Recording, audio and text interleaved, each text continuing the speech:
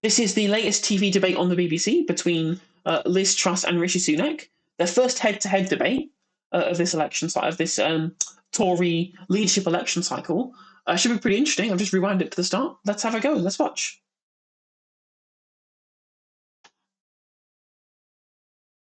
Do I have the sound up? Oh no, I have the tab muted. Who will be our next Prime Minister? Liz Truss or Rishi Sunak?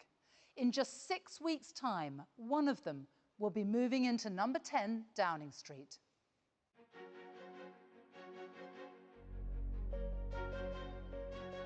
Oh, it's going to be fun, JDM. Let's go.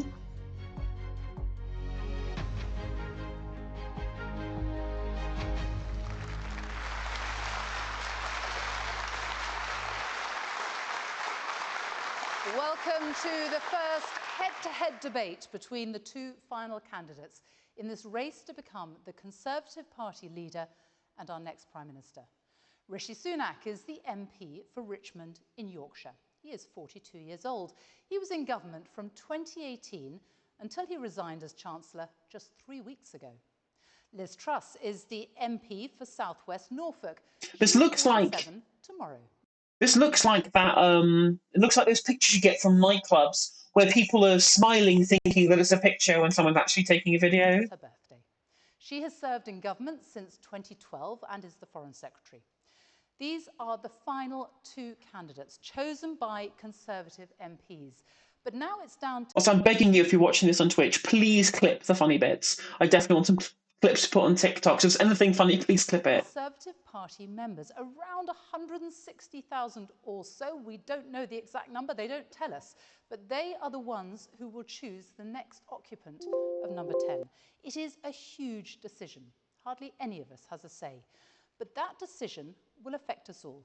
And that is why we've come here to Stoke-on-Trent in the West Midlands tonight. For decades, a Labour stronghold, one of those so-called red wall seats that turned blue, voting for the Conservatives under Boris Johnson at the last general election. Our audience here at Victoria Hall all voted for the Conservatives in 2019, some of them for the very first time. Will they do so again under a new... Look at all those cunts. Fuck off. Fuck off, all of you. ...leader. With me tonight as well, two of the BBC's experts, our political editor, Chris Mason, and our economics editor, Faisal Islam. They will be listening to the debate and probing the candidates' answers. Welcome as well to listeners on Radio 5 Live, also to people watching on iPlayer. You can join the debate online using the hashtag BBC Our Next PM. Now, before we go any further, Chris, Faisal, what will you be looking for tonight? The key thing for me tonight, Sophie, is to what extent can our two wannabe Prime Ministers woo our audience here in the room in Stoke-on-Trent and Conservative voters from the last general election? Boris Johnson was able to woo them. Can Rishi Sunak and can Liz Truss? And at a moment where we think that energy bills might go up to, say, £3,200 for an average household in the autumn, I'll be looking for clues as to whether a new Prime Minister will lead to a change in economic policy and whether those plans add up. So, Rishi Sunak, Liz Truss, good evening. Welcome to both of you. Are you ready for this? Yes, I am. Yep, absolutely. So. Now, only one of you can be the next Prime Minister, and tonight we want to hear both of you debating the big issues with each other as you try to convince people why you will make the best leader of the United Kingdom. Now, we're going to start tonight with the issue that many of our audience say worries them the most, the cost of living, energy bills, fuel prices, food prices. So let's hear from some of them. Giles, you're a police officer. How are you finding all these rising prices? Police officer? It's very difficult. Just in the last 6 months alone, my home energy bills have tripled, and it's a concern. Charlotte, in the audience as well? Yeah, I'm really happy to say that I can see that the government have basically contributed towards universal credit and people on benefits, but I'm a single parent and I work full-time and I travel and I'm struggling. Okay, the views of two of our audience here tonight. I want you both to be really specific here. If you are Prime Minister in September, can people expect you to give them more help with their bills, with their rising costs? Rishi Sunak. Sophie, just before we start, could I just take a moment to pay tribute to David Trimble, who we just learned passed away before we came on air. He was a giant of unionism. He helped bring peace to Northern Ireland as an architect of the Good Friday Agreement, and he was a deserved winner of the Nobel Peace Prize, and I'm sure everyone's thoughts will be with his family tonight. Now, Giles, Charlotte, I know it's difficult, and part of the last few months as Chancellor, I spent all my time talking to people like you across the country, figuring out how we can help meet some of those rising bills. You may remember one of the last things I did as Chancellor was announce a significant amount of support to help people get through the autumn and the winter with those bills. And of course, as Prime Minister, I'd like to make sure that we always have the policies in place to support people like you who are working incredibly hard to provide for you and your families, and especially, Charlotte, for your child who you're parenting alone. That is. You certainly did that to save Boris Johnson's skin. Like, the fact that he's saying he had to do it or that he wanted to do it, when literally there was a fight between number 10 and number 11 about whether or not they should even do this, to do the windfall tax that Labour called for in the first place, to be able to do these packages of support to all these households. When he was explicitly the one who didn't want to do it, was forced into do it to try and to save Big Dog, in the words of Boris Johnson. It is difficult, and I appreciate that. Will there be any more help, though? So when we get in, we'll have to see what happens to energy bills. I think people have seen from me over the past couple of years that as the situation changes on the ground, I'm always going to respond to support people through it. But that's just about the short term. I think it's also worth us taking a moment to think, well, how do we solve this problem in the long term? And I think there's a couple of things we can do. The first is to help people with energy efficiency. Now, there's lots of you here and watching whose homes I think we can better insulate. We know that there are millions of homes that need better insulation. If we help do that, we can help people save £300 off their energy bills. So that's something I'd like to do more of. Yeah, like the price cap has already been announced by Ofgem. Just tell them not to. Just tell them to fuck off. Go. You are literally in power. Just tell Ofgem to go suck it and lower the price cap. And we need more homegrown energy here at home, because if we have more affordable sources of British energy in the long term, that's how we're going to solve this problem. And as I said, though, at the beginning, I want short-term specifics. So can I gauge from that there won't be anything in the immediate future, not September, not October, to help people with bills? Just yes or no? Of course there could be, and we'll have to see what the price cap actually is when we get there. As we heard, we don't know quite where it's going to be. I announced support earlier this year, which provides around £1,200 of total support for the most vulnerable, but help for everybody. And we know that the oil futures have gone down from where they were, and it's only Ofgem's anti-competition policies that have meant that they're still increasing the prices moving forward, right? If we're actually going by the price of oil as it is now, if these people didn't have to obey these silly futures contracts and then not be able to compete amongst them as energy providers, we'd be in a much better place, and we wouldn't even the energy cap wouldn't even be rising. But now it's going to rise because of Ofgem, so you could just tell them to fuck off, tell them to stuff it. But it's a case of wait and see. Okay, I think we've got to have this problem where we know energy bills are very volatile, and we need to actually now see what they're going to end up at. Right. And if there's more that needs to be done, of course I would do that, as I've done over the past 2 years. Liz Truss, if you are Prime Minister, will you be doing something immediately to help people with these bills? Well, first of all, I also want to pay tribute to David Trimble, who was a political giant and who helped secure peace in Northern Ireland. I would act immediately. I understand that people here, people around the country, are struggling with some of the worst cost of living problems that we've had for generations. It's hard to... Actually, one of the other big things we need is a rent freeze. That needs to happen. For fuel, it's hard to pay for food. I would reverse the increase in national insurance. We promised not to raise it in our manifesto in 2019. The people here who voted Conservative for the first time expect us to fulfil our promises. So I'd reverse that increase in national insurance. I'd also have a temporary moratorium on the green energy levy, which would help cut money from fuel bills. That was very important. That would come in straight away. But I'd also immediately put in place a growth wouldn't the energy companies just continue charging more up the actual price cap plan to grow our economy? Okay. Because the way we are going to solve our issues as a country, the way we're going to pay back our debt is by growing the economy. And that is very, very important. And we're going to come on to all that, absolutely. We need to take advantage of the post-Brexit growth opportunities, and I believe we can do that and we can make real progress. Fine. So you have come straight to the heart of the divide between the two of you. When is the right time to cut taxes? Is now the right time to cut taxes? Cut the national insurance rise, but then just increase taxes on the people who've made obscene amounts of wealth out of the pandemic. wealth tax is what we actually need, and then to redistribute that to people struggling with energy bills. Tax cuts is just going to be inflationary and make the problem worse, especially on working people. Rishi Sunak. Well, look, we all took a decision to protect the economy. Literally, the entire Sri Lankan economy is in an implosion right now because of poorly planned tax cuts. And support the NHS through COVID. And of course, we all knew there was a bill that we needed to pay for that. So the question is, should we pay that bill ourselves, or do we put it on the country's credit card and pass the tab to our children and grandchildren to take care of? Now, I don't think that's right. I don't think it's responsible, and it's certainly not conservative, and that's what I was interesting as a country credit card. My brain cells. And anyway, most of the money wasn't even borrowed for that. It was printed for that. M2 jumped significantly in 2020. And the issue is distribution, is the fact that all of this money ended up getting sucked up into the pockets of people at the top of the ladder and didn't get circulated around the economy in the hands of the consumer class. That's a huge issue with the way in which this was just all of the dividends that got paid out during COVID, especially ones that went, I don't know, to all of those Tory mates, all those crony contracts that you did. And the fact that the amount of money that was spent paying for stuff like furlough is kind of dwarfed in comparison to the rest of the overall spending that was spent on, maintaining things like the PPE contracts, etc. wouldn't do as Prime Minister. Not responsible, Liz Truss. Under my plans, we would start paying down the debt in 3 years' time.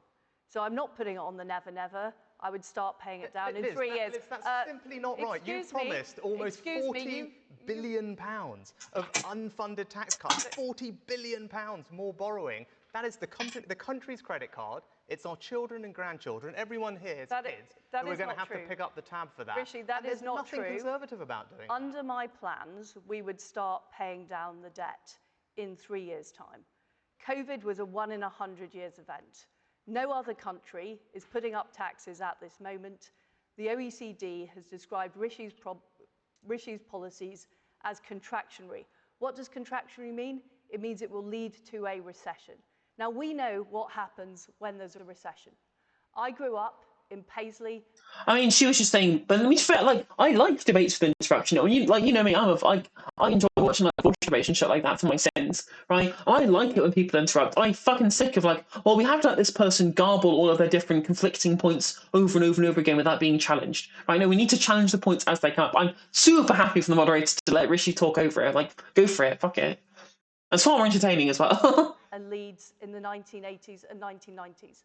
I know what it's like when people have to struggle, when you have high unemployment, when people don't have work to go to. We cannot allow that to happen. Under my plans, we will... Well, let's just take on this, right? So we remember the 80s and the 90s, and you know what the problem we had then? It was inflation. And it's the problem that we have now. It is the single biggest thing that all of you are having to grapple with at home with your bills. And we need to get a grip of inflation, and if we don't do that now, it's going to cost all of you and everybody watching at home far more in the long run. And you know what? Liz, your plans, your own economic advisor has said that would lead to mortgage rates, interest rates going up to 7%.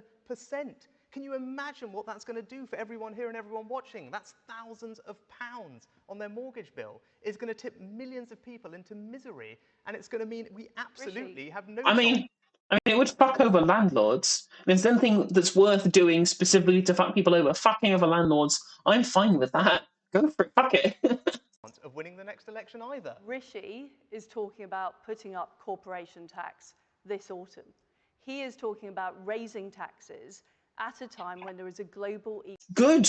Raising taxes on businesses is good. Especially when it's corporation tax, what that usually does, it doesn't really actually generate extra money from the exchequer. What it does do is further incentivize companies to reinvest profit, not only in creating in further being able to put into furthering their productive force moving forward, but it also incentivizes them to be able to hire more staff, because then they wouldn't get taxed on that, which would be payroll taxes at that point. Corporations taxes are a progressive tax. Mick Lynch explained it really well on BBC's newscast earlier this week. It's well worth watching. Economic crisis to the same level as France's corporation tax. Your own economic advisor has said that your plans would mean that interest rates would have to go up to around 7%. So just think what that means for all of your mortgages. Everyone you watching, accept that? right? Can a you 7% let me mortgages, that would be respond? thousands of pounds. Why Please- do you want to please cause let me misery respond. to all those Absolutely. people? Let Liz You Truss were respond. talking about putting up taxes. We know there are companies here in Stoke-on-Trent like Steelite that depend on international investors. We know that they need the investment to help create jobs and opportunities in this city. We know that those jobs are needed for the future and to give people opportunities. I don't believe this negative. She's such a bad, like incredibly uncharismatic individual. She speaks like someone, like a child in primary school reading something that's been written on the board. And I will do the thing, and it will be good. Yes, like it's really fucking weird and stilted. Finest language It's your own that we're economic hearing. advisor, Liz. It's not mine. It's your own advisor. I have lots of economists that are backing my plans. Everybody Literally, there's like one. I've forgotten the name of him, but just like a madman, like a crank. thinks he's the that one that you cited. everybody thinks that putting up taxes at this moment is going to hurt the economy. You can't put up taxes. No, they don't. No one all agrees that. It's fine. You can grow an economy without us taxing it. There's nothing that's nonsense. And get growth. If we follow Rishi's plans, Can we are headed Sophie, for can a we recession. really get an answer to this and question? your own, So Liz, your when own you Bank were on, of England. when you were on the radio, Like, we're less likely to get a recession if people are being incentivized to then reinvest their profits into increasing productivity. the other day, when you were on the Today programme, you were asked if you could name a single economist, governor, chancellor who supported your plan. The one person you named then gave an interview. This is the person that you named, not me, not my words, his words, and he said that in order for that plan to happen, interest rates would have to go up. He actually described it as a good thing. He said it was part of the adjustment that would have to happen. 7%. That's Good. I'm all for increasing interest rates. Solve the inflation problem and fuck over landlords at the same time. Let's go! number that he gave. Do you know what that would do for people's mortgages? Do you accept that? This is the problem with your plan. It's going to push people into Please let Liz Truss answer. Please let her answer. When inflation gets out of control, interest rates go up, Rishi that's what Sunak, happens. please let Liz Truss answer. I don't accept those points.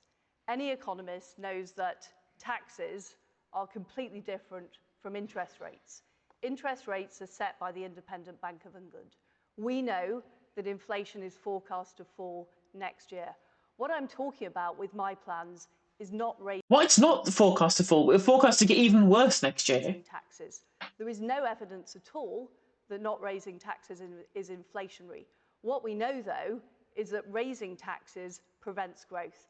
I want to be on the side of people who do the right thing, people who invest in companies, people who go out to work every day, the self-employed, the people running small businesses. That is the people I'm on the side of.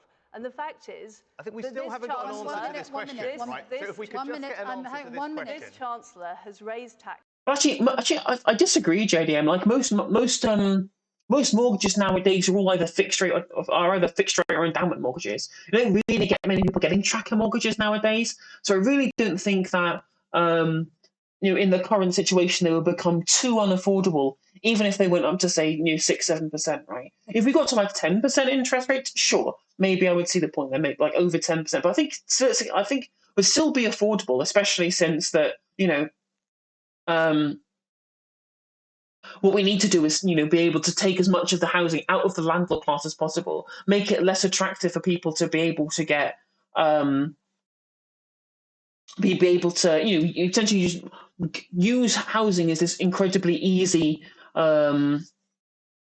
like this kind of guaranteed return investment that's been used for so long, and whereas like so much essentially it's you get better returns at the moment on property because interest rates are so low. That adjustment has to happen eventually, right? Like taxes to the highest rate for 70 years. Right. And we're now predicted a recession. Okay, I now want to bring in the figures. I want to bring in our experts. We have our economics editor here, Faisal Islam. We have our political editor here, Chris Mason, as well. It is the big divide, this issue of tax, Faisal. Question for both. For Rishi Sunak, can you name a single G7 country that's raising taxes in the current situation? What I can ensure is that our borrowing and debt is falling, and our borrowing and debt is falling like other G7 countries because we have decided to put a lot of money into the NHS, Faisal, because it's everyone here's #1 public service priority. And unlike other G7 countries, we fund our NHS through taxation. And if we want to get the backlogs down, if we want to support all the NHS workers that I'm sure are in the audience tonight, I thought it was the right and responsible thing to do to get the funding into the NHS. So that's what I did. But because I also think it's not moral. It's not moral to ask our children to pick up the tab for the bills that we're not prepared to pay. It's not a conservative thing to do, because if we're not for sound money, what is the point in the Conservative Party? It's the most conservative of conservative values, and that's what I stand for. I mean, you've not been for sound money for a fucking decade, because then you'd realise that the neoliberal policy just continues to I fail. answer Faisal's question. The answer is that countries like the US, Canada, and Japan all have higher levels of debt than the UK, but they are not following the policies that will lead to a recession. We are an outlier. Everybody understands that COVID is a 1-in-100-year event, and trying to pay it back straight away so quickly that we actually damage our economy, that we end up causing a recession, that we end up in people being out of work, and that hard-working taxpayers who do the right thing have seen their taxes rise, despite the fact that we promised in our manifesto. And also, I think that, putting up the interest rates so that it's a little bit harder on mortgage owners is fine in the long run, when at the moment, what's the alternative? People who are renting at the moment, who aren't seeing, 3% rises because of interest rates affecting their mortgage. They're seeing 11% rises because landlords are putting up their rents in line with CPI. Like, I think if I'm going to choose between these two situations, I think affecting mortgage holders is better, as far as I'm concerned. Liz, hang on, Faisal. I think that is what is wrong. You just mentioned 3 countries. Do you know what mortgage rates are in the US at the moment? Do you want to use them as an example? Their mortgage rates are almost 50% higher than mortgage rates in this country because they're borrowing so much. I'm sorry, this Canada. is scaremongering. Canada actually this is has Project Fear. Liz, I remember the referendum campaign. I remember the referendum campaign, and there were only one of us who was on the side of Remain and Project Fear, and it was you, not me. Okay. And you talk Maybe about I've this. learnt from that. I can't believe people are still saying Project Fear in 2022. This country is so fucked. These people are just like parameciums. Talk about this. It was your economic advisor, right? You were on the Today programme. You named one person who supported your plans. That one person, not me, not some theoretical thing, that one person said that your plans would mean interest rates going up to 7%. I think you should be honest with people about the trade-offs involved. Because your proposals would mean that we get this short-term sugar rush of unfunded borrowed tax cuts, but that would be followed by the crash of higher prices and higher mortgage rates, and that is not something that I want to cause for anyone here. Rishi, you've just put in the highest tax rate for 70 years. I think what Liz is probably planning on doing isn't borrowing to pay for those tax cuts. I think she's going to try and sell off a bunch of public services, but she can't say that because people don't want them to get sold up. She's having to kind of dodge the question entirely and go on the counteroffensive. And then she'll get into power and go, well, actually, I'm going to fund all these tax cuts by just selling these off into private companies. Years. How on earth can you claim that that's going to drive economic growth? And where have the growth policies been for the past 2.5 years to drive investment into our towns and cities across this country? What I would do is I would realise the post-Brexit opportunity.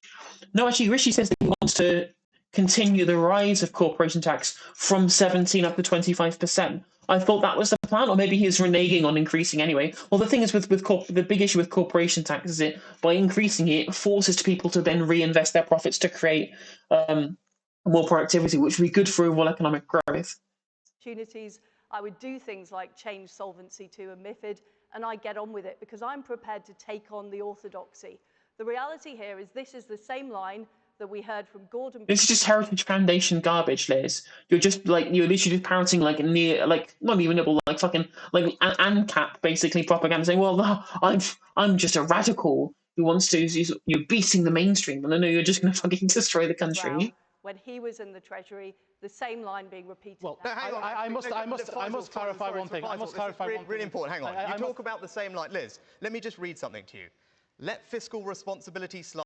Rishi's coming out with some fire today, though. And allow the deficit to balloon. We've been there before. It leads to boom and bust. This would lead straight to penury. Not my words, not Gordon Brown's words, your words. And you know what? You were right then. And you're wrong now. It's the right conservative logic for how to manage the economy. I did say that. That's what you said. And under my plan, That's her answer. Under my plan, Sophie, we would start paying the debt down in 3 years. But what I am not advocating is raising taxes at this vital time when we're trying to attract investment into fantastic places like Stoke-on-Trent, it would be a disaster. It makes us internationally uncompetitive. We will see a recession. That's already predicted. I am going to let Faisal Islam. I must clarify one part of your policy programme, Liz Truss, which is you say you're going to stretch the debt out, the COVID debt, which is, I think, about £300 to £400 billion over, I don't know, 50 or 100 years. But do you know what long-term interest rates are right now? They're higher for longer-term debt.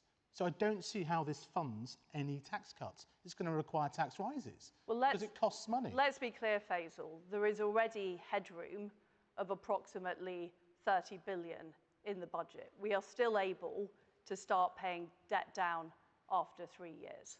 That is what I am proposing. But on your stretching the COVID debts, I don't understand how it saves any money. I would obviously make sure, and my Chancellor would make sure, that we optimise the way we are taking out those debts.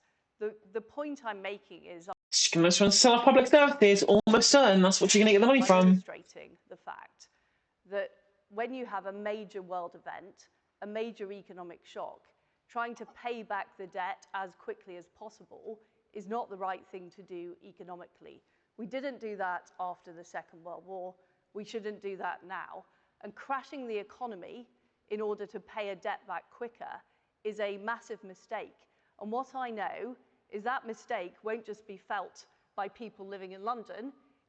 I agree with Liz Truss on this matter and just saying, well, we need to pay down the debts now. Immediate repaying the debts, we can't unless we shrink the deficit. With the world, we're gonna be fucked. Right? That's a bad thing to do. But you don't need to do a bunch of tax cuts to do that either. Be felt by people in towns and cities right across the United Kingdom, and it will be felt here in Stoke-on-Trent. And I don't want people to suffer that. The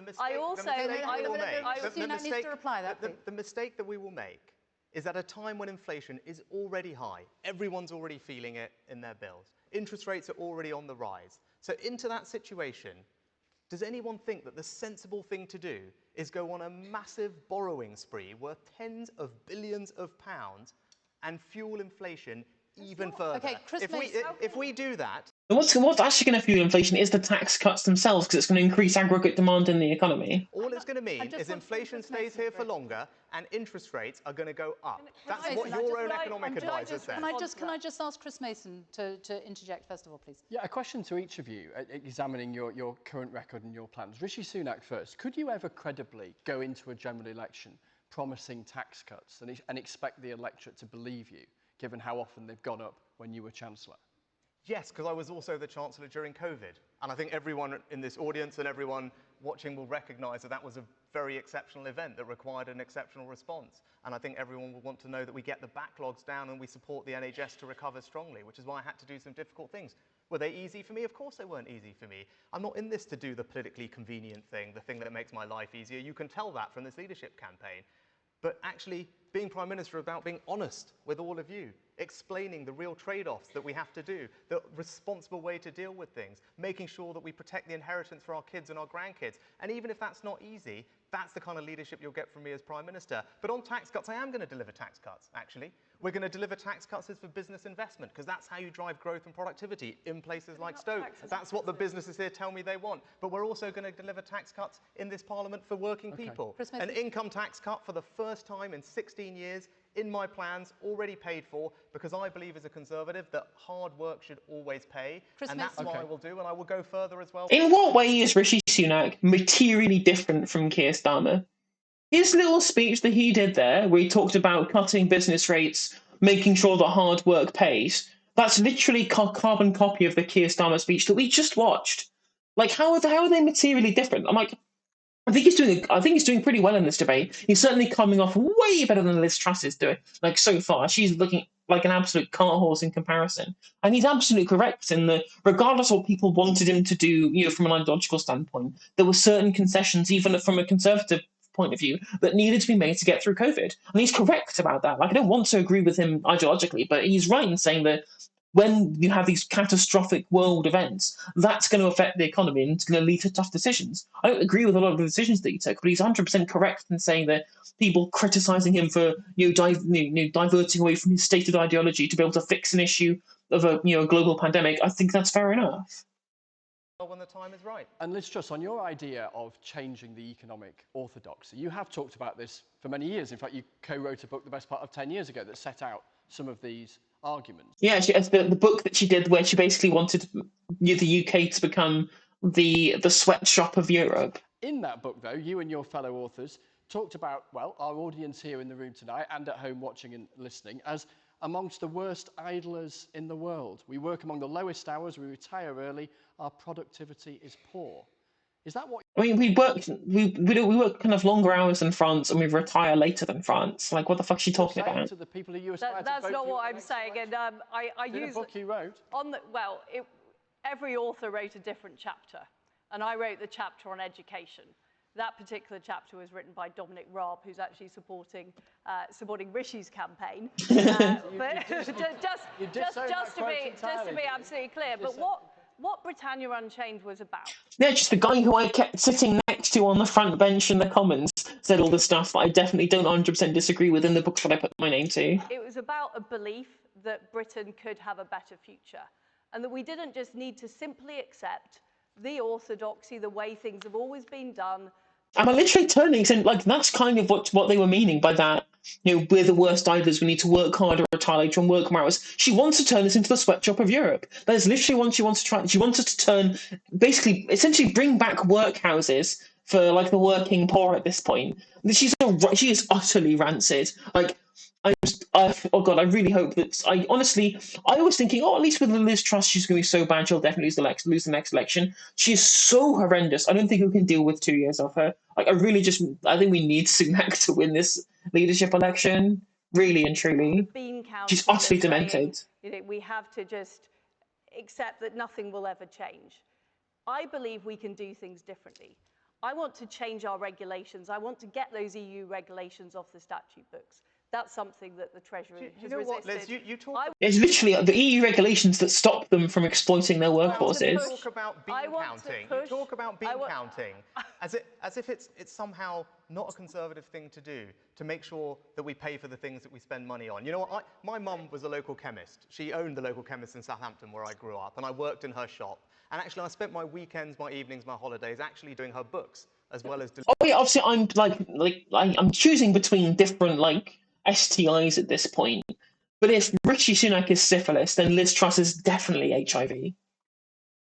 Delivering medicines out to her patients. So I sat there and made sure that it did add up, that she could make payroll at the end of every month to pay for the people who worked for her, that we could run a business that was going to employ people sustainably. That is really important, and actually I think it's an incredibly conservative thing to believe in. Now, but you talk about growth. You talk about growth. You talk about growth. Now look, I've spent my career before politics in business, not just here but around the world. And if you want to drive growth in the 21st century economy, it's about so much more than tax. It's about bringing the change we need to make sure that our children are equipped for the digital industries. No, this is important of the future. It's about making sure that we can help people retrain in the middle of their careers. It's about making sure that all the businesses here and elsewhere get the benefit of reformed financial markets to get the cash they need to grow. And I will bring all of those new ideas to meet those new challenges because of my experience. I am the best person that can lead this country into the future. That's the type of economic growth that we need to see. There hasn't been an economic growth plan for the past 2.5 years. We haven't done the things like Solvency II, MiFID, that would have unlocked investment into our country. Can I ask, can anyone put their hands up? Does anyone know what Solvency II means? I want to turbocharge that. Rishi, it's about enabling investment into towns like Stoke-on-Trent. That's what it is about. We're about to talk about that. Investment in towns. To get on with. Okay, she literally just thinks that the money birds are going to come. She's actually insane. She is insane in the membrane. Insane in the brain. Like she hasn't got a fucking clue. She's incredibly dangerous. I don't think I can really properly stress how dangerous Liz Truss is as a potential leader of this country. Whether it be like completely destroying the economy, like turning it into economic ruin like Sri Lanka, trying to turn this into essentially as I said previously, to turn us into the sweatshop country of Europe by completely just ripping up all workers' rights and turning it into some kind of libertarian and rand objectivist dystopia, or whether it be actually plunging us into nuclear war with Russia. Like, she terrifies me. She absolutely terrifies me. Talk about that right now, because I need to move on to that, because it is something that is very important to people. And by that, I'm talking about levelling up, because our audience here tonight, they all voted Conservative in 2019. As I said, some for the very first time. And Boris Johnson... So she literally was just bringing up random buzzwords to make it sound like she knew what she was talking about. It's like, do you remember that scene? Like, do you remember that scene in The Simpsons where Reverend Lovejoy says something like, is being asked, told by Homer Simpson, "Oh, look, what about this passage in the Bible?" And he quotes something completely unrelated. He goes, "Huh, yeah, maybe think about that." Johnson told them that levelling up and transforming the lives and opportunities for people across the UK was his defining mission. So let's get the thoughts of some of our audience here tonight on what needs to be done. Brendan, a warehouse supervisor, joins us now. What are your thoughts? So yeah, my thoughts are, we're seeing so many services being reduced and put back. Our local towns and cities, the town centres are completely empty. There seems to be no investment. We seem to have a rise in antisocial behaviour there. So basically, how are they going to level up these sort of areas? What are they going to do for us? Okay, so if you become Prime Minister, Rishi Sunak, in the first 2 years, when you are Prime Minister, what changes will people see under you, Prime Minister Sunak, on levelling up? Well, I was just telling the audience before we started, Stoke is a place I've visited more than any other, I think, in the couple of years that I was Chancellor. And Brendan, it's been a great pleasure to work with your MPs and your council. Abby's a brilliant council leader, and she came to see me early on with an amazing pamphlet about powering up Stoke. Okay, and I was really happy to actually deliver on some of those things. So what your community needed here, which is very similar to what communities... I think responding to the guy who says, literally my entire town is dead, we have loads of antisocial behaviour and there's been no investment and no rejuvenation of the high street, going into them and saying, well, actually, I did loads of amazing things, when they know their own town. They know nothing of it. They're asking you to change the fact that nothing amazing has happened. And it's like saying, well, judge us on our incredibly bad record then. That's really not the answer you want to give there, Rishi. ...across the country need is regeneration of your town centres. And that's why I was really pleased as Chancellor to make sure that we got you over £50 million. Something like Goods Yard is going to get regenerated to put new offices and residential in there to help bring to life that part of the town and the city. But also it's about skills. It's about making sure that all the young people here have the skills that they need, because today's education, our children's education today, is their economy tomorrow. That's what we need to do for you here. And lastly, for your businesses, your advanced ceramic businesses, manufacturing businesses across the country, what they tell me they need is that they want tax cuts on business investment, because they want to invest in more equipment, in machinery. That's how we drive productivity. And my plan suggests that we will cut those taxes, and that's going to be great for the business. What Prime Minister Truss, what difference will people see? What people want to see is urgent action. They don't want promises tomorrow. They want things today to relieve the cost of living, but also to get spades in the ground in Stoke-on-Trent and other towns and cities across our country. What I would do immediately is put in new low-tax investment zones with simplified planning so we could get on with building and we could get on with those new projects. I'd keep corporation tax low to attract investment from around the world. I know how popular... That's not how corporation tax works. Lowering corporation tax doesn't deter or keep people investing. But what raising corporation tax does is make people reinvest to be able to grow future profits rather than skimming off the top right now, which leads to less growth and less productivity. The products produced here, whether it's the pottery or the toffees from Walker's Toffee, we can turbocharge that. But we need to challenge the orthodoxy that is making things so slow to deliver. And I know people want things to happen. The orthodoxy of your party that you were a minister in the cabinet for. Urgently, I'm somebody in every job I've done, whether it's the trade deals I've struck at trade, whether what I've done at the Foreign Office, putting the toughest sanctions on Russia of any...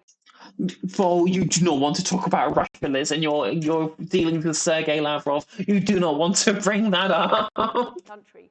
I get things done in government, and I don't just talk, I act. Well, by get things doing, like not knowing the difference between the Black Sea and the Baltic Sea, or telling Russia you didn't recognise sovereignty of their own territory. That's not a great look. I want to hear the two of you talking to each other really about how important this idea of levelling up is, because it's been so central, hasn't it, to Boris Johnson's whole approach to government, written so prominently into the manifesto. And we know when we look at international examples that true levelling up that makes a real difference and people can notice costs billions and billions and billions, and a commitment that can last decades. We're seeing 16 newspapers in the north of England tomorrow making the argument that they're desperate to see you two promise that levelling up will continue. Can you say, hand on heart, it absolutely will be, and it will be as central as it has been? Liz Truss. Well, I am completely committed to levelling up. It's not just a slogan for me. It is about the life I've had. I've seen what happened in Paisley, what happened in Leeds when children were let down by a combination of low expectations, poor opportunities, and poor educational standards. So levelling up for me is about changing the Treasury investment Under a Conservative government. rules so they're fair across the country. At the moment, they favour London. It's about making sure that we unleash private sector investment through low tax zones. We need to get on with those. We need to make sure the free ports we deliver are deeper. But it's also about the schools. It's about getting the best schools everywhere. Things like free ports, that's just like a nothing policy. That's literally just a tax avoidance money laundering scheme for international companies. It doesn't deliver like local investment in any kind of material way. In the country and allowing those to thrive as well. It's just become like this random kind of flagship policy that they're touting people like, we're gonna do the good. Look how good the good thing is. Look how free ports, new thing, shiny new thing, rather than actually talking about the material benefits that regular people will actually feel in their everyday lives. So I'm completely committed, and what I want to do is make sure that everybody, regardless of where they live, regardless of where they come from, have the same opportunities across our country. Could you answer Chris's questions? Yeah. And that'll be by removing the social safety net that allows for that equality opportunity in the first place. Well done, Liz. An unequivocal massive yes, Chris. I grew up in Southampton, I was saying, and now I represent a rural seat in North Yorkshire, where Teesside is my back door. And I've seen the amazing change that I've helped to deliver in a place like that, delivering a free port that's attracted jobs and investment post-Brexit to an area with new industries like carbon capture and storage and vaccine manufacturing. And I think we can bring that same sense of optimism, excitement, and opportunity across the country, because that's what levelling up should mean. It should mean that no matter where you grow up, you have fantastic opportunities to fulfill your potential, but you also have enormous pride in the place that you call home. And that's what Brendan was talking about, making sure that community that you grow up in is safe for your kids to walk around in the evenings, making sure that the town centres look exciting and clean. That's also part of levelling up, and we need to get both sides right. The economic side. That's going to require public sector investment. It's going to require a proper strategy of being able to make sure that that's going to be economically viable, rather than just saying, well, we'll do the good things, we'll do them. And the pride side. As Prime Minister, you won't just lead the United Kingdom, you will lead the United Kingdom on a global stage as well, at a time of serious challenges both here at home and abroad. Can we talk about China? Because you've really been trading blows about China today. Oh, God, China. Britain's relationship with China. Rishi Sunak, you have said that politicians in Britain have rolled out the red carpet and turned a blind eye to China for too long. Are you talking about Liz? Because they're a huge industrial powerhouse. If you want to talk about like foreign investment or being able to tap into like foreign trade deals, why would you not want to go with one of the biggest economic powerhouses in the literal fucking world? No, I mean, look, Liz has been on a journey as well. There was a time when Liz was talking about having a golden era of relationships with China, and on a mission there was talking about having deeper collaboration in things like food security and technology. But what we do need to do is acknowledge that China is a threat to our national security. It's a threat to our economic security. And that's why, it really isn't. As Chancellor, I was pleased that we could put forward something called the National Security and Investment Bill. And that gives us the powers as a country to protect ourselves against countries like China who are trying to infiltrate our companies and steal our technology. That's what we need to do. But we also need to stand up for our values. And for example, when it came to Hong Kong, I was pleased to ensure that we put the funding in place to welcome to this country thousands of Fleeing who wanted to leave Hong Kong. Rishi, I challenged you on this in the debate last week. As recently as a month ago, you were pushing for closer trade relationships with China. This is not something you've advocated in government. I'm delighted that you've come round to my way of thinking, but it's been driven by the Foreign Office, the toughest stance we've taken on China, whether it's creating the alternative to the Chinese Belt and Road with our G7 colleagues, whether it's being clear that Taiwan should be able to defend itself in the face. But it's just like foreign policy with regards to Taiwan has nothing to do with whether or not it's a national security problem for the UK, or gives us any reason to economically divest from new theoretical partnerships with them. Like, this nonsense. Chinese aggression. We have led on that, and frankly, what we've heard from the Treasury is a desire for closer economic relations with China. My view is we should not repeat the mistake we made with Russia of becoming strategically dependent on Russia, and we're now facing the costs of that on energy. We can't be strategically dependent Let on Rishi China. Sunak answer No, no one's asking to be strategically dependent on China. There was an issue with the fact that we needed to be, like, our economy was so based on Russian gas that it became a huge problem when the energy prices spiked. Rather than what the issue with China is that you would need to, they just have lots of money to be able to economically reinvest. Like, that's just a good thing to do. I have run out of battery on this. Mike's gone funny. We're getting better microphone quality now. My headphones have run out of battery, so I'm going to go get.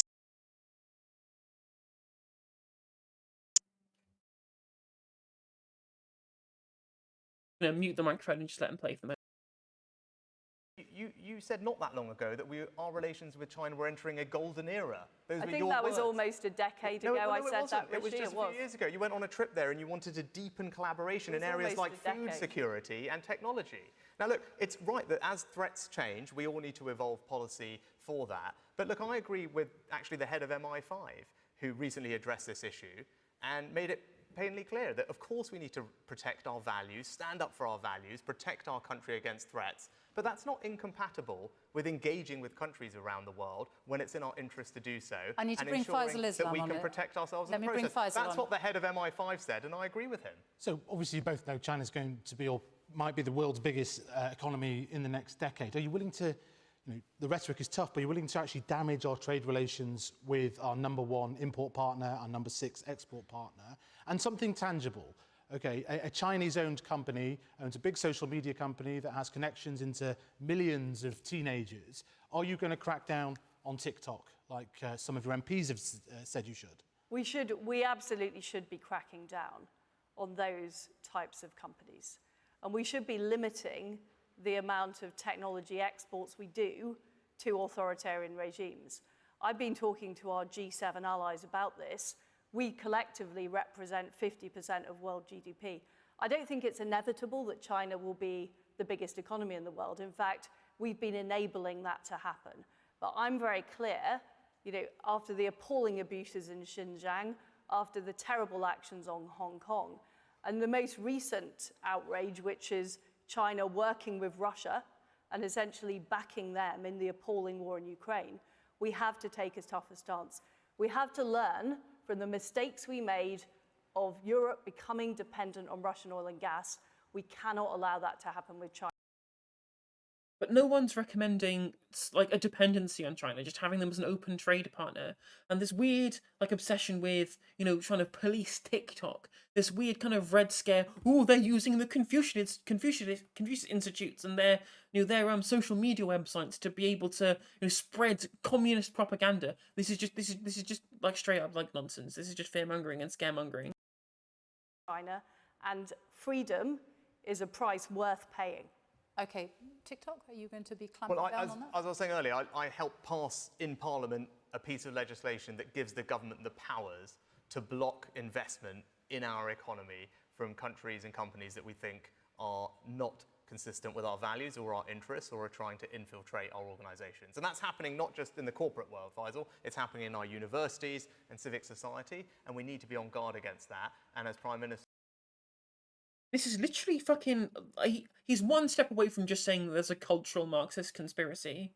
Yeah, exactly. Literally, anti-free market is bad unless we're trying to make sure that the postmodern Frankfurt neo-Marxists aren't infiltrating our universities through the Confucius Institute to teach people Mandarin and sell people the ideas of the propaganda of the Chinese Communist Party. Like this is fucking deranged.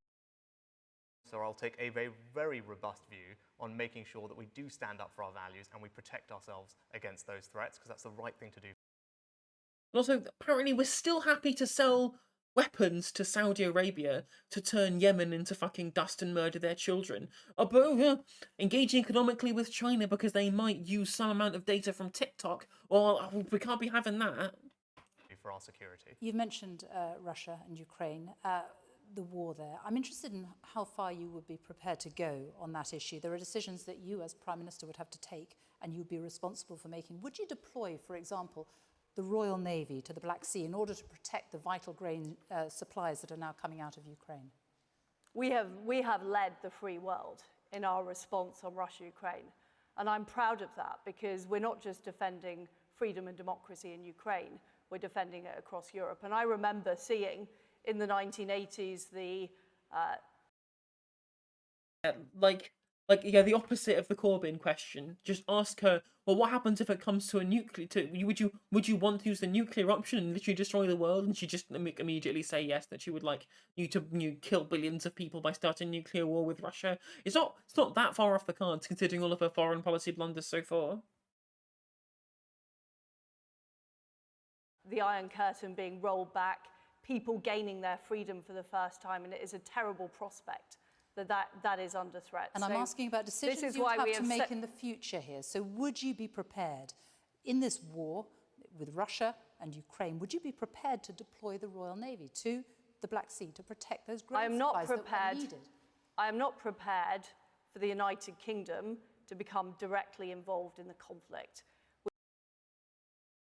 I mean, I have my doubts, but at least she's saying it now, that she doesn't want to get the UK involved militarily directly, which is a relief, because literally I have, her idea of her being in charge of foreign policy, even more than she is right now, is utterly terrifying. We have done as much as we can. We were the first European country to send weapons to Ukraine. We've put the toughest possible sanctions on Russia. We're actually helping with areas like maritime insurance on helping get that grain out of Odessa, and an agreement has been reached. But Ukraine is not a NATO country. Okay. And I think it would be wrong to directly deploy our troops and our resources Rishi in Sunak, Ukraine. would you be prepared to deploy the Royal Navy? No, I think actually we should take a step back and recognise that we've put together one of the strongest set of economic sanctions that the world has ever seen, and that's really hampered Putin's war effort. We also...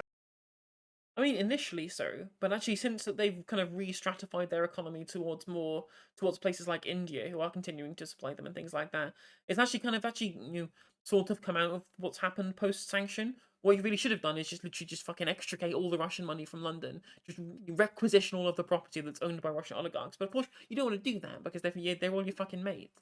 And I did this as Chancellor, made sure that we supported Ukraine financially with the arms and weapons they need to defend themselves. And actually, it's something that Liz and I worked together on. And as she said, I think collectively we can all as a country be enormously proud of the contribution and leadership that the United Kingdom has shown in standing up to Russian aggression. And that will continue, I would imagine, on whoever becomes Prime Minister. Another big global issue, of course, climate change. We had record temperatures here in the United Kingdom last week. It was more than 40 degrees Celsius for the first time. What 3 things should people change in their lives to help tackle climate change faster, Rishi? Why is this a fucking question? It's the fucking government's job. It's your job. We literally have our state broadcaster broadcasting the propaganda of British Petroleum in a debate about what the government's supposed to do about climate change. Literally, what the fuck what am I fucking watching? This is literally the propaganda department of British Petroleum is what created the idea of a personal carbon footprint in the first place. It's their own advertising department trying to palm off responsibility of the global climate catastrophe onto the actions of regular people, rather than the whole kind of the way that it's all been stratified so far because of the actions of these petrochem giants. And we have the British state broadcaster explicitly trying to use that line in a debate which is supposed to be about governmental policy, about what they think the regular underlings should do to fix the climate crisis themselves. I can't believe what I'm witnessing. Right, okay, well, I'll take advice from my 2 young daughters who are the experts on this in our household, and what they say to me is, I talked about energy efficiency before, but reducing energy usage through things like better energy efficiency is an obvious thing we can do. The benefit of that is it actually saves us money as well, which is fantastic, and that's why I said government should do more on that. The second one is recycling. And that is the thing that in our house we are obsessive about. I know it's a pain, you need lots of bins, but it is something that is very good for the environment. And I think the third thing I would say is we've got to focus on innovation, because we're going to solve this problem if we doing the major. I mean, to be fair, the questions are what regular people can do, and like regulars just innovate. I guess we're just all going to come together and just all put our brains together on how to fix the whole climate issue together, rather than the government using new public money to be able to put it to the issue of scientific research on this issue. Quite frankly, the only real thing that people can do on a personal level to solve the climate crisis is to redact the redacted, theoretically in Minecraft. Amazing British thing that we always do, our researchers, inventors, companies creating the solutions to the problems of the 21st century. And that's what I saw in my business career working around the world, and that's what I think we need to focus on as a country, because that's how we're going to solve this problem and leave our kids a much better environment and climate. 3 things from you, Liz Truss. Well, I was a environmentalist before it was fashionable. I was a teenage eco-warrior campaigning against damage to the ozone layer. And I've always taken the view that we should save our resources. I'm naturally a thrifty person. I like saving money, and it also helps the environment. So it's about using less. There was literally no point in asking this question. This is supposed to be about their plans, not them telling the underlings how to behave. Tell us what you're going to do about the climate. It's your government. You're pitching to us to be the fucking Prime Minister. Why are we talking about which bins people should sort the rubbish into? This is fucking psychotic. No, Rishi is pro net zero and Liz is anti net zero, as far as I'm aware. Wasting less, particularly food waste, which I think is a massive problem in this country, but also the innovation that we need to get the new technology that can help us do things better, whether that's electric vehicles, whether that's insulation in our homes. We can all act, but what I don't want to see is ordinary households penalised by our net zero target. So I would lift the green energy levy and cut money from people's fuel bills whilst looking for better ways to deliver our net zero target. I want to talk now about the tone of this campaign, because it has already become very personal, hasn't it? I mean, Well, at least Liz Truss took that question and then turned it into something about policy, rather than just being about them telling what the poor should do or don't do. Like, yeah, feed the poor with partially going off food. Yeah, let's do that. That sounds like a perfect plan there, Ms. Truss. looking at your earrings, Liz Truss, there's talk of how much they cost in the press today. I don't know if they're the ones you're wearing, but £4.50 was the figure that was being bandied around. Your suits and your shoes, which were apparently much more expensive. Chris Mason, I never thought we'd be talking about earrings and suits and shoes in a I'm not sure if Chris Mason's ever been to Claire's Accessories, to be fair. I'm not sure. He has daughters. He might have been, but anyway. On that point, you're right. I haven't. and it feels odd to be venturing into something of a fashion commentary. But yes, there's been this conversation today, hasn't there, involving Nadine Dorries, the Culture Secretary, one of your supporters, Liz Truss, in which she compared favourably your thriftiness as far as your earrings are concerned with Rishi Sunak's choice of expensive footwear and even more expensive suits. And I just wonder to both of you, given that this is what your supporters are saying, and one of Rishi Sunak's supporters replied to this exchange on social media with FFS, which very roughly translates as, for goodness sake. Clearly, Nadine Dorries, her attack line was saying that Rishi needed facial feminisation surgery, which, quite frankly, force feminised the Tory party. Let's fucking go. I'm not sure. Leave it there. It's that family programme. Right, yeah. But the serious point here is, does this matter? Because your campaign teams and those supporting you are suggesting it does. Rishi Sunak, does this matter? Well, look, I've got enormous respect and admiration for Liz and actually all the other people who spent time in this leadership campaign. And actually, when this is all done, we're all part of the same Conservative family. We're going to come together and keep working hard for the British people. But look, I can address this, this issue about me very, very directly, right? I mean, it's very simple. I think in the Conservative Party, we judge people by their character and their actions. I'm proud of my record as Chancellor in helping some of the most vulnerable people over the last couple of years. And I wasn't born this way. Right, my family emigrated here Your family were fucking. They ran a pharmacy. Mum was a GP. Like, obviously, they weren't like the wealthiest of the wealthiest, but they were definitely much better off than like, huge portions of the rest of the country. And they had because they had the money, like, to emigrate. Like, let's be fucking real. And then you went off and worked at multiple banks, including Goldman fucking Sachs. And you can suck my Goldman Sachs. Let's be real. And then he's like the wealthiest person in Parliament. They then married someone who's obscenely wealthy, who then used her position as a wealthy person to then dodge huge amounts of tax by getting non-dom status. Like, he's then the last person to lecture someone about humble beginnings and humble background. 60 years ago, I told you about my mum. She ran the local chemist in Southampton. That's where I grew up working, in the shop, delivering medicines. I worked as a waiter at the Indian restaurant down the road. And I'm standing here because of the hard work, the sacrifice. Like, I call bullshit. He said he didn't have any working class friends when he was growing up. If you worked in a restaurant, then you would have known the people working there were also working class as well. So I call bullshit in him working in the Indian restaurant, to be honest. And love of my parents and the opportunities they provided for me. And that's why I want to be Prime Minister, because I want to ensure that everyone, your children and grandchildren, have the very same opportunities that I had. And actually those values of hard work and aspiration, those are Conservative values, and those are exactly the type of values that I will champion as Prime Minister. Chris. Let's just directly and specifically, will you disown the remarks from Nadine Dorries today?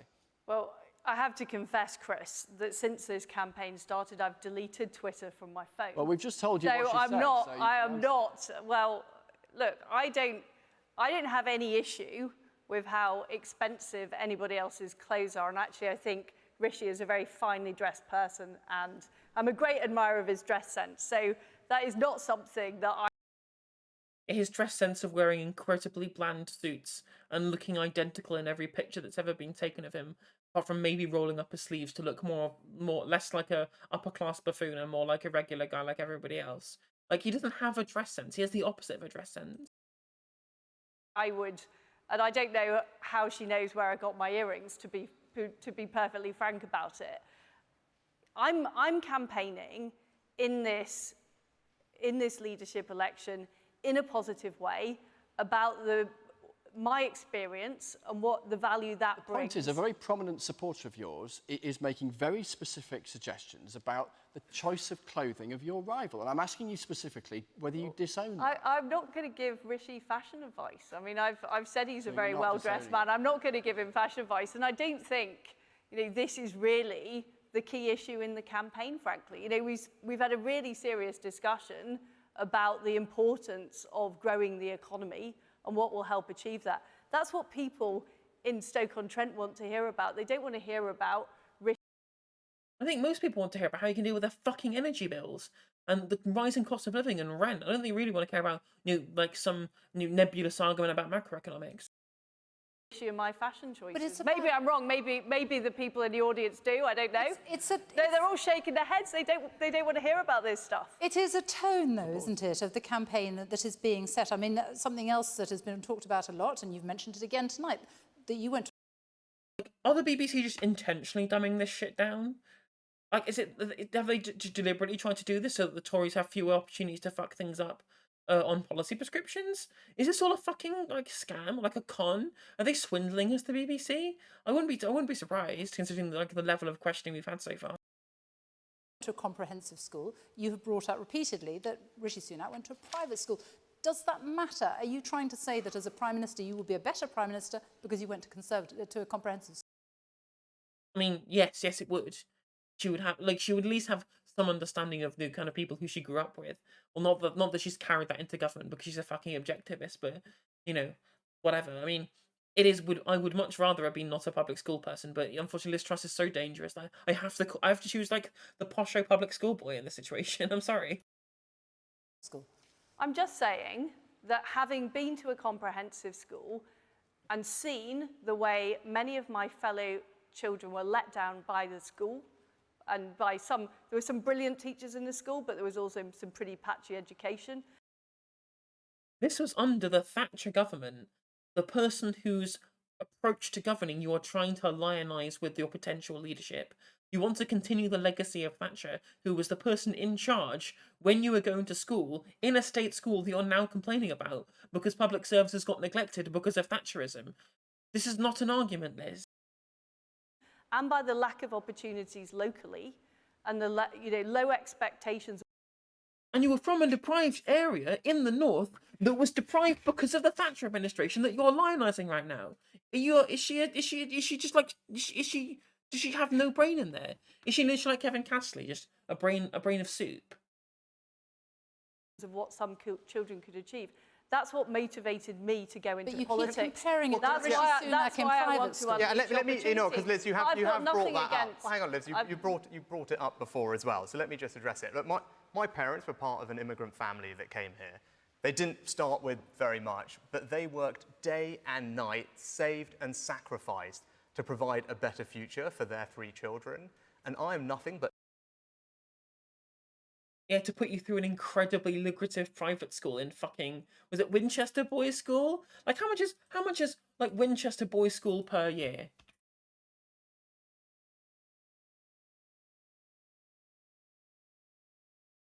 Let me find out how much it costs to go. Winchester College, £45,000 per year. Yeah, that you really is. They really were scraping together the double my yearly income to be able to put you through fucking. That's really is scrimping and saving when you're literally more than double the minimum wage they put just into your fucking education, Rishi. Come on, mate, pull the other one. It's got bells on. enormously grateful for everything that they did for me, and I'm certainly not going to apologise for the fact that they worked hard and they aspire to do that for their kids. And in fact, as I said before, those values, those conservative values about hard work and aspiration and building a better future for your children, that's why I want to be Prime Minister, that's why I want to do for other people, and that's the values that we should champion in this country. Let me be clear. Let me be clear that Winchester is a very, very good school. And I would love people from right across the country to have the opportunity to go to a school like that. Yeah, and the way you get them that opportunity is by abolishing private schools, making it a state school, and making it fucking free. By not having there be a £45,000 gatekeep between poor people and being able to have access to that education. Because private schools are educational apartheid. I've talked on this program, on this channel before. Like, over half of the journalists that work in the media at the moment all went to fucking private school. Why only 7% of the country going to private school? It is an educational apartheid that creates essentially like the widening the class system in this country that's been embedded for centuries. Right? They are horrendous. They are the worst. They are absolute scourge. They should all be abolished. Fuck them. I hate them. The issue was, when we had the debate last week, is I was being questioned about why I thought what I did in the past. So I was explaining my upbringing, the fact that I was brought up in a left-wing household, the fact that I did go to a comprehensive school, and how that shaped my views of where I am today.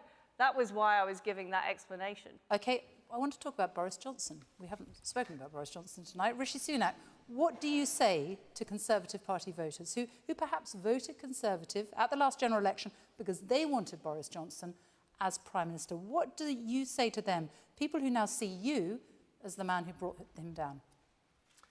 Yeah, well, it was an easy decision. It was a difficult decision. I've explained my reasons for it at the time. But it was a decision I made on principle. And that's what you should know about me, that I'm always going to act on principle. And actually, several years ago, when I was told that if I supported Brexit, it would be the end of my career, I went on and did it anyway, because I did it out of conviction, because I believed it would be the right thing for this country. And as Prime Minister, that's what I'll do for all of you. I will always act on principle. I just want to pick that up with Liz Truss. You're sort of apologetic about the previous support for the Remain campaign, but you were central to the most egregious example of what Leave campaigners referred to as Project Fear, that it would cost £4,300 per household. Now, I want to know, I know you think that's probably an error, but do you think that that was a forecast mistake, or was it sort of knowingly misleading, or do you think it might be right? Well, that's where I lost trust in Treasury forecasts, and this is the point I'm making. Those forecasts did not come true. Those predictions of doom did not come true. So that's why I don't believe... I mean, they kind of did come true. I mean, not maybe to that level, but we're definitely seeing huge impacts to our economy. So much so that some economists were saying that it was like the economic impact of Brexit was worse than the economic impact of COVID. Like, I'm not saying whether or not I agree with that. Again, I'm not an economist, I can't tell you, but there were certainly some schools of thought that might say that, Project Fear was, you know, something closer to Project Reality. That's why I don't. Well, I've learned from that. I've been very clear that if there was a referendum again, I would vote to leave. It was the right decision. And since the referendum took place, I've Like, you just gotta see, like, oh, sorry, I didn't mute my microphone there. You just see how fucking mealy-mouthed it is to just go, well, actually, seeing all of the chaos at Dover and, like, the lack of, the massive drop in trade, and all of the issues around Northern Ireland Protocol, and, like, the issue of possibly, you know, igniting conflict within, you know, on the island of Ireland, right? All of that stuff, and you're actually looking at the fucking absolute, like, you know, half a decade long mess that's been created by it. Over 6 years of mess that still hasn't been cleaned up. And so, yeah, actually, looking back on it, I think this was a good idea. I'm like, was it, Liz? Was it really? Or are you just trying to pander to a certain subsection of the Conservative voter base? delivered dozens of trade deals. I've pushed through the Northern Ireland Protocol bill to sort out the issues in Northern Ireland. I've delivered the tough sanctions regime that we couldn't have delivered if we were part of the EU. And I'm very, very keen to take advantage of all the opportunities of Brexit. I think more than most other government ministers, I've done more to deliver on the opportunities of Brexit. Chris Mason, we've moved away from Boris Johnson already, but he is still looming large in this campaign, isn't he? He is looming large, and he's... I mean, he's looming large in that he just told Lord Cruddas that he still doesn't want to resign, and if the Conservative membership votes for confidence in him, he'll try and push to remain as Prime Minister, which would be absolutely fucking hilarious after all this shit. The man whose behaviour and activities in government led to the very conversation that we're having now. And I wonder to both of you, as you look back on the guy who was your boss, Rishi Sunak, and Liz Truss, who still is, how you weigh things up. So to you, Rishi Sunak, you know that lots of Conservative Party members right now are very angry. Hey, thank you for the follow, Nico Tamagotchi. Welcome to the No Justice stream. Hope you're well. Great. That Boris Johnson has been brought down, and they blame in part, quite significantly, you for it. And he made you, didn't he? He made you Chancellor of the Exchequer, gave you one of the biggest jobs in government, and you brought him down. Well, Chris, as I said, he's one of the most remarkable people I've met. I was very grateful to him that he gave me that job, and I'm really proud of all the things we achieved in government together, actually. Getting the Brexit gridlock paralysis that we all remember, getting that broken, winning that election victory, helping get the country through COVID, standing up to Ukraine. Those are all things I was proud to serve under his leadership and achieve. But it got to a point where for me, personally, and these things are personal decisions, and Liz made a different decision to me on this, but that's totally understandable, enough was enough. I thought all the things that were going on the conduct side were not right, and we clearly had very different views about the direction of travel on the economy. And so for me, I acted out of principle. So then you look at, like, so basically he's saying all the bad stuff that happened, right? That's all Boris's fault. But all the good stuff that theoretically might have happened, that's all my fault, right? Hang on a minute. So either you had, like, different directions on the economy, or you have a good economic record, which obviously you know that you don't. So you can't have it both ways, Rishi. You just can't do that. And I think that's important, and that's what I'll do. And when it comes to, you know, this Remain thing, and Liz was saying, I do think that we need someone as leader who has the consistency and courage of their convictions, and that, as I've demonstrated, is something I will bring to being Prime Minister of this country. Chris. And Liz Truss on the point. Yeah, like him getting fined for Partygate as well. I'm like, how many? You were part of that whole mistrust thing that was going on already. You were literally at the heart of it whilst it was all going on, right? And you turned your other cheek for so long.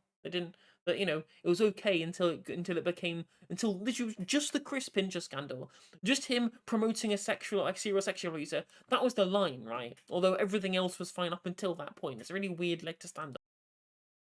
Of loyalty that you've used that word to describe where you stuck with Boris Johnson, and plenty of people will admire loyalty. But I just wonder, what would Boris Johnson actually have had to do for you to resign? I supported Boris for the leadership. I was his first cabinet supporter to come out. I campaigned with him. He did a brilliant job of delivering Brexit. He did a brilliant job of delivering an 80-seat majority, including gaining the support of places like Stoke-on-Trent, which hadn't voted Conservative before. And, yes, he made mistakes. And he admitted he made mistakes. But I didn't think the mistakes he made were sufficient that the Conservative Party should have rejected him. And that is my view. And I'm still working with the Prime Minister. I'm still Foreign Secretary. I think it's important that I remained in my post.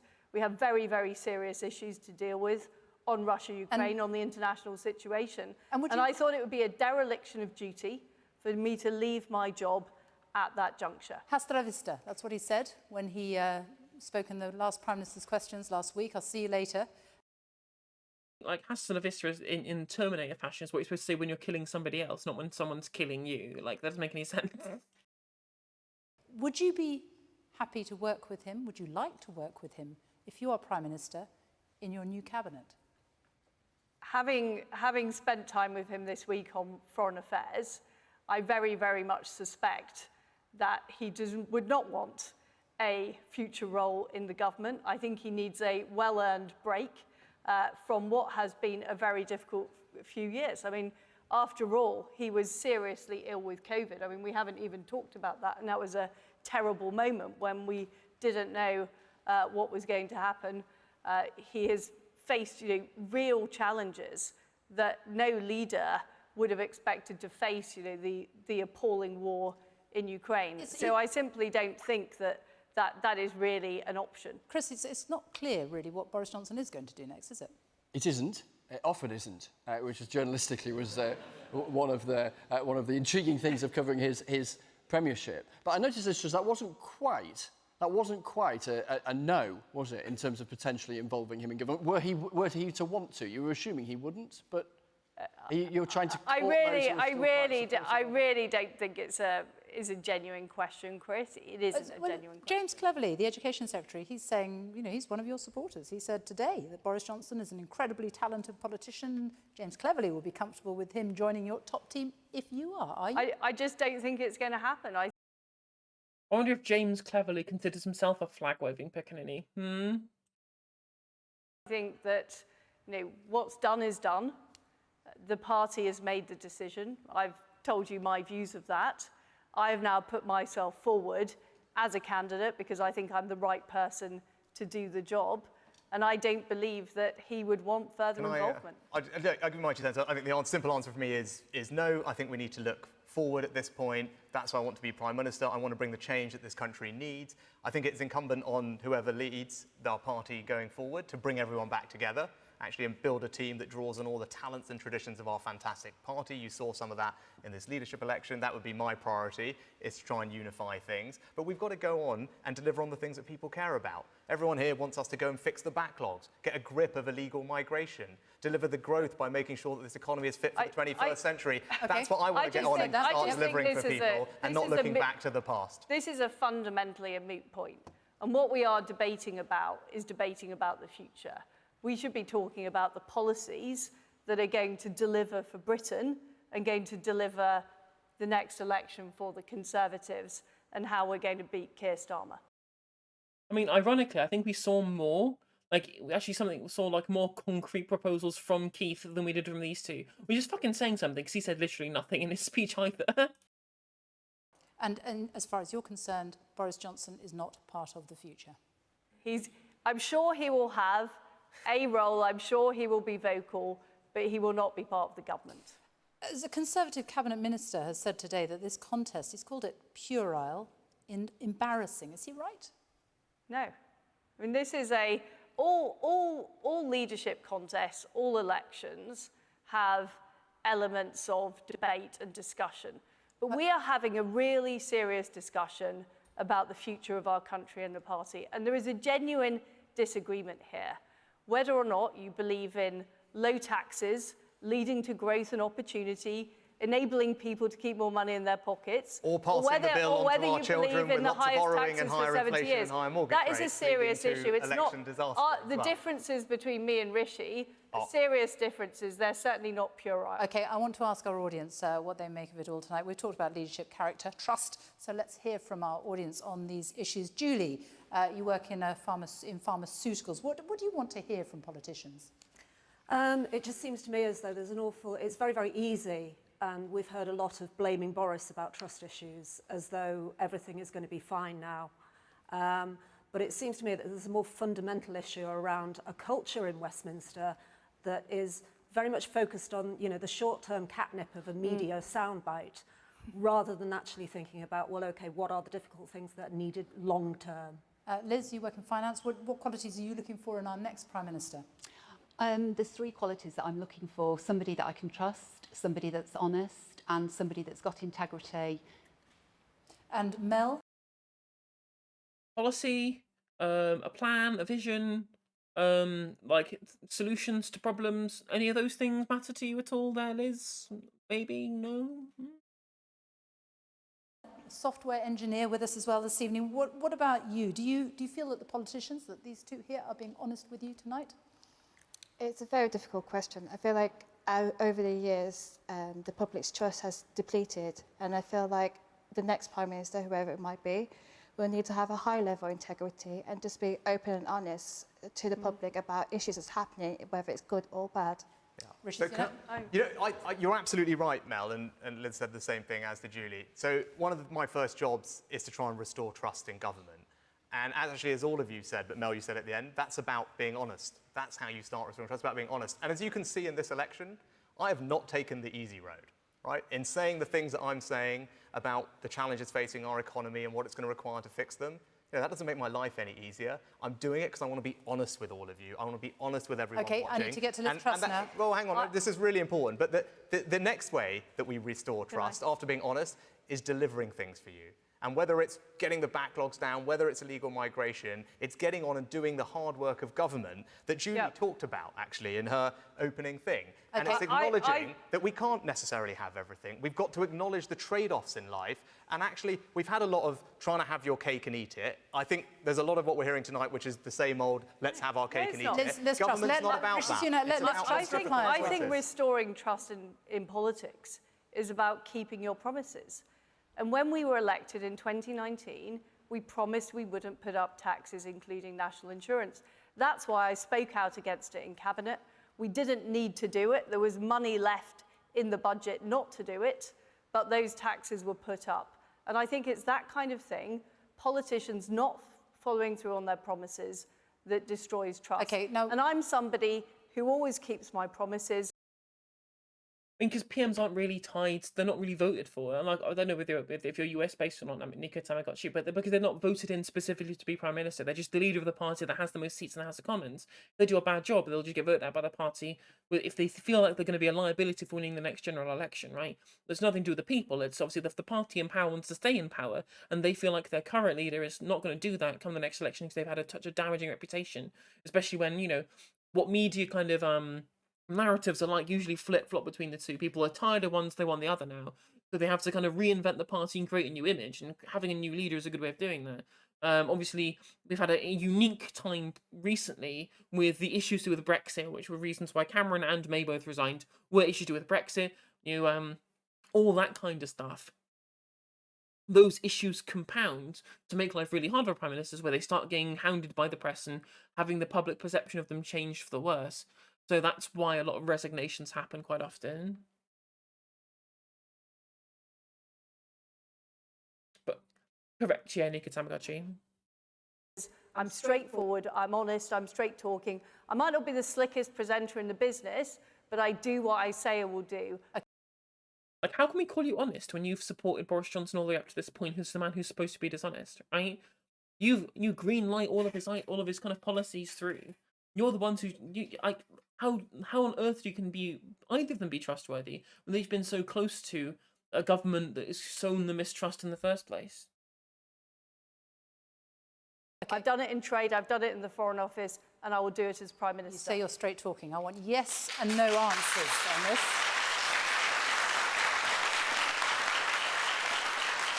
We have a few quick fire questions. Yes or no? Quite simple, because we're running out of time. First of all, those huge queues that we have seen over the weekend in Dover, in Folkestone. Is Brexit to blame for those queues? Yes or no? No. Categorical. Like, these people are delusional. These people have like they're absolutely demented. Of course, Brexit's to blame. Like what? Like there weren't loads of queues, and then you started doing checks because of Brexit, and now there are queues. It's so obvious to anybody with a functioning brain.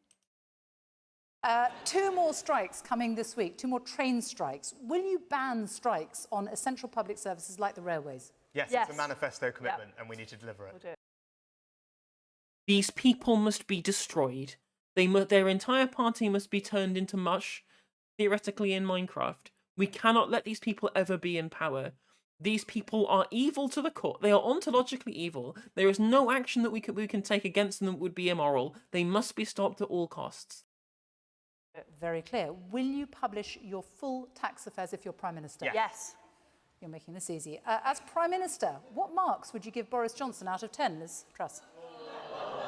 7. 7. Rishi Sunak? You know what? My views are clear. When he was great, and it got to a point where we need to move forward. And what does that mean? 5 out of 10? Well, actually, in delivering a solution to Brexit and winning an election, that's a 10 out of 10, right? You've got to give the guy credit for that. No one else could probably have done that. Right? The members of this audience are literally fucking clapping seals. Get Brexit done! Like, this is nonsense. These people are brain dead morons. Like, how do we deal with a country full of people this fucking thick? I mean, they're not even that stupid. I mean, they're not stupid. Actually, that's bad of me. That's wrong of me. They're not stupid. They've just been fed like this drip, drip, drip of media fucking lies about how the world functions. And the media has been fucking complicit. All the fucking client journalists, all the all the fucking bootlickers in the client journalist department, all the fucking Spectator Garden Party, like parroting all of these same stupid fucking lines. And now they're applauding like fucking clapping like seals to literal simple things like get Brexit done. Newsflash, guys, it's not done. The Northern Ireland Protocol's not been fixed. There's not been that issue is having to be renegotiated for a 4th fucking time with the European Union again because of this government lying at the election about having Northern Ireland Protocol sorted for the oven-ready deal when they already told the DUP that they had no intention of honouring the Northern Ireland Protocol. They went into the election knowing that they hadn't got a deal through, that they didn't want to. They wanted to renege on the deal, and now telling us they've got Brexit done when they haven't. These people are fucking liars. These people are like less than human to me.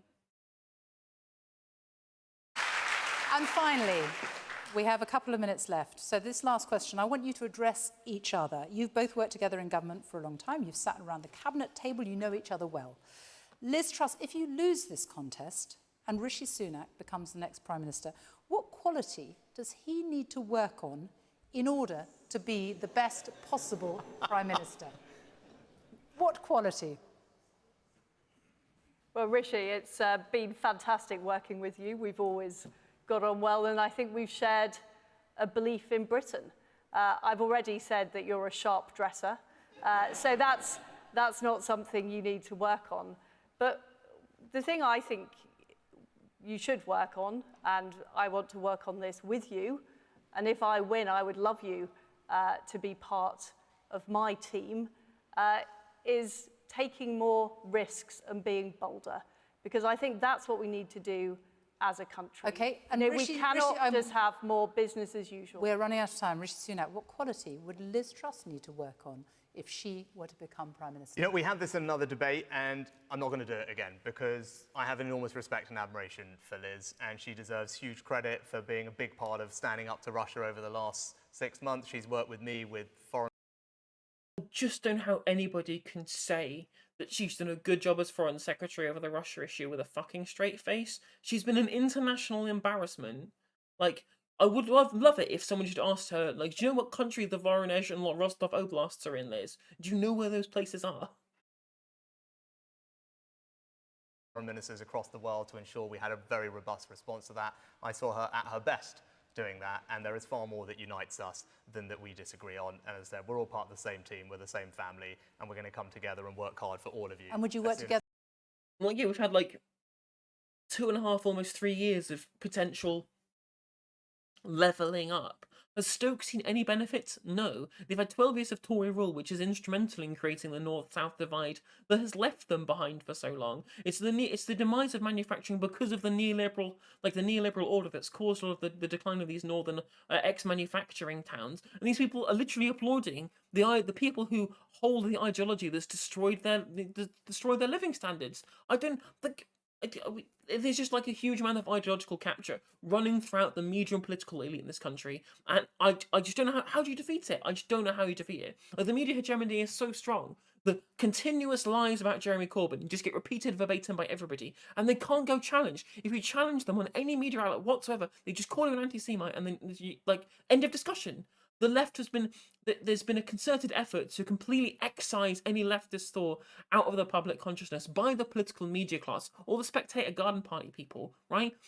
I honestly have no idea how to break this hegemony moving forward. What the fuck what the fuck do we do? What the fuck do we do to be able to challenge this this ridiculous ideology that's destroyed everything and continues to promise us that it can do better when it literally just can't? Like, what the fuck do we do? Exactly, like Gavin Williamson, 100%. Together in government? Of course I would. Okay.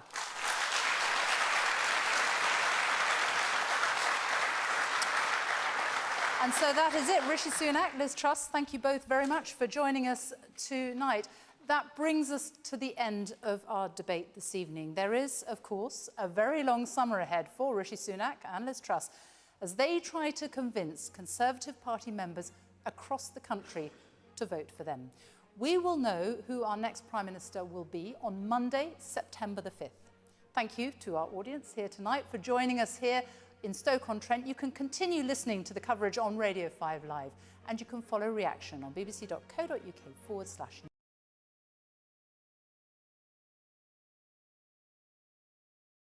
Yeah, they've all made up their minds, and it's going to be fucking Liz Truss, and this country is going to get turned into the sweatshop country of Europe, as I said it was going to be before. Like, I'm absolutely terrified of her being Prime Minister. Like, what the fuck are we going to be doing? I have no idea. Like, I mean, yeah, as far as I'm concerned, I agree, Zio. Like, of all of the things, every fiber of like my heart is telling me that that Rishi Sunak is just like the worst person, like from a populist viewpoint, to be PM, because he's such a member of like the moneyed elite. But Liz Truss is just so fucking thick. She's such a fucking like intellectual vacuum that. And she's so dangerous. She's so like monumentally dangerous in her, banning new strikes. Like, that's terrifyingly authoritarian. Like the way she wants to like remove all regulations to be able to treat us like fucking sweatshop workers. All of the stuff that she knew, the potential damage that she could do on foreign policy. Like, I will not put starting nuclear war outside of that, and the fact that she's just a global embarrassment in general. Fucking pork markets, all that shit. Like, honestly, she absolutely terrifies me. And whilst I think that Rishi is a horrendous human being, he would at least be somewhat competent, at least in comparison. Like, overall, because it's his incompetency and corruption that's led to what we have right now. Like, the text messages to David Cameron over Greensill Capital are like, that's Rishi's text messages saying he would use public money to help bail out like David Cameron's failing lobbying business. Like, clearly Rishi is just as fundamentally corrupt as everyone else here, but is he quite as dangerous as Liz Truss? I don't think so.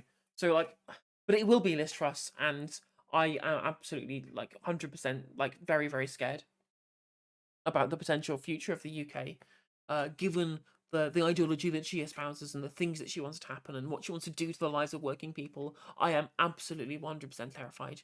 And on that charming note, if you're enjoying this content, please consider subscribing on YouTube, clicking the like button and the bell. It will notify you when I do go live. And also follow me on Twitch as well too. And if you feel like being generous, you can drop me money in bits by subscribing on Twitch or supporting me on Patreon, as well as follow me on Twitter. All my socials are there. I post clips and stuff on TikTok as well, worth catching me there too. Trust is the incredible quality of being a worse person than Boris Johnson. Yeah, 100%. Yeah, absolutely. All the support. And yeah, future YouTube viewers, please do continue watching my content. Click on new videos to watch. Please, all support is appreciated. And I'll catch you on the next one.